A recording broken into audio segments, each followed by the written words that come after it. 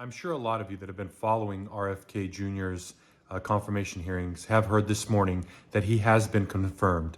With 52 votes, all he needed was 51. Again, the only Republican that voted against him was Mitch McConnell, just as he did vote against Tulsi Gabbard yesterday. Something's going on with that guy, and I definitely don't think he's being a team player for the Republicans, and I think he's past his expiration date. If you followed any of his mishaps in the last couple of years, you'll know what I'm talking about. I think it's refreshing that somebody like RFK Jr., who values their health, especially at his age, and being confirmed into being the Secretary of Health and Human Services.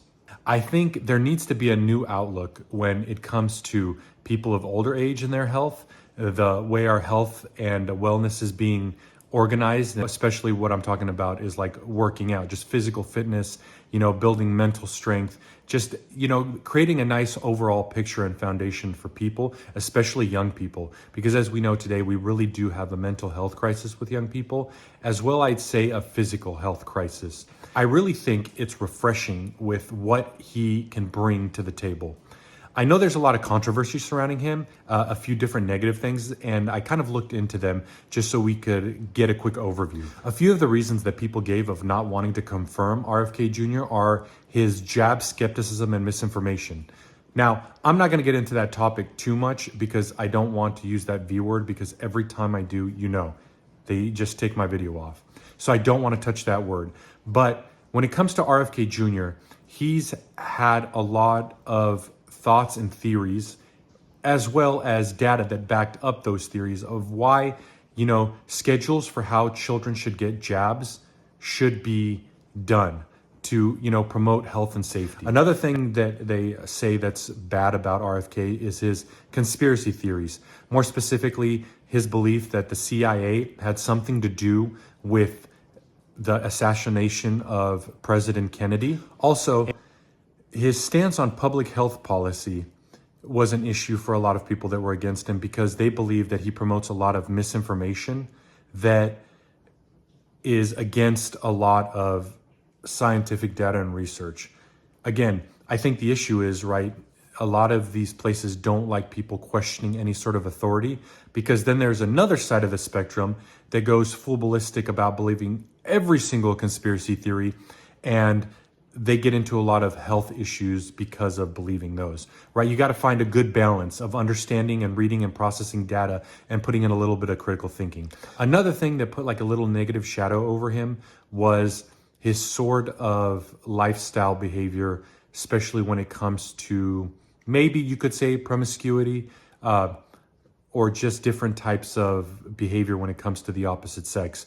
None of it was super negative. None of it's really worth talking about right now, because again, some of that stuff needs to stay private because none of it was illegal. But I think when you're a public figure, you got to do a better job, if you can, of not letting your private life get in the way of your public life.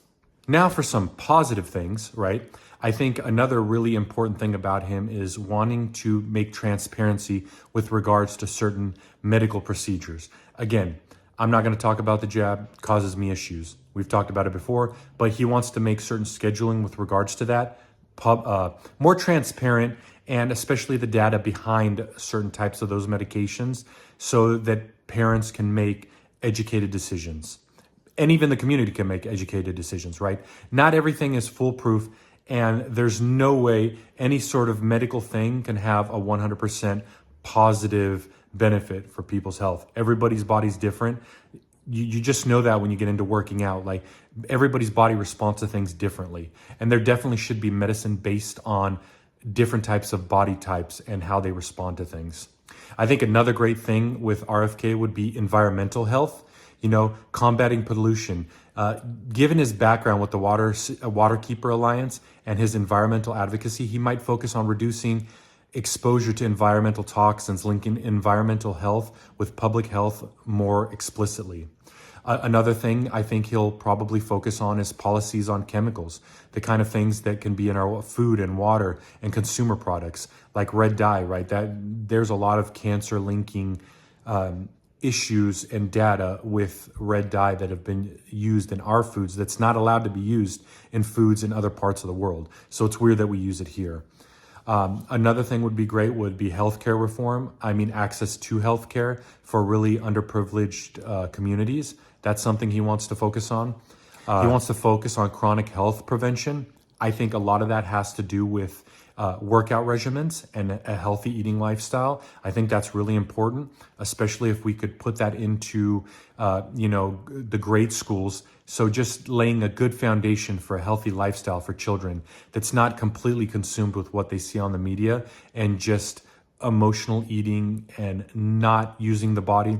Because I think it's really important for the body to both get physical stimulation and mental stimulation. It just creates a really good balance. I know that from my body. If I don't do one or the other, I just feel off, and that comes with time, right? You learn your body and you learn what works. And again, it would be nice to have a nice foundation set in that as a young child and as a young adult, so you can kind of arrange your life to know what's necessary for you to be happy and not just focus on medication. Medication helps. Absolutely, it helps, especially in dire times. But that shouldn't be the first thing that everybody goes to, because it could build great resilience in yourself if you could figure out how to manage your own body. Believe me, I've taken medication when my body's gotten out of hand. For example, when I got poison oak into my bloodstream, I needed steroids because I was just shutting down. But there's other times when I need to balance my weight or there's something else I need to work on. I try to focus on it. It makes me feel more capable and strong emotionally, mentally, and physically. One of the last things that he's going to focus on that I think is important is public preparedness for something like another pandemic moving forward, and making data very transparent in those situations so the public, as well as our government, both federal and state, can make very good, educated assessments of how to handle every given situation. I just wanted to share with everybody, there's another confirmation for the Trump administration. That's RFK Jr. I think it'll be refreshing and it'll be interesting having him there. There's a lot of negatives, as I put them, with regards to the character and certain criticisms of RFK Jr., but with what politician is there not? I just want something refreshing happening in this government, as we all do, and I hope that RFK puts his best foot forward and keeps his private life out of his public life, which I'm pretty sure he'll be able to do, and he wants to do, and he could focus on the business at hand, reforming this government and really focusing on the health and wellness of our youth, young adult, and our elderly.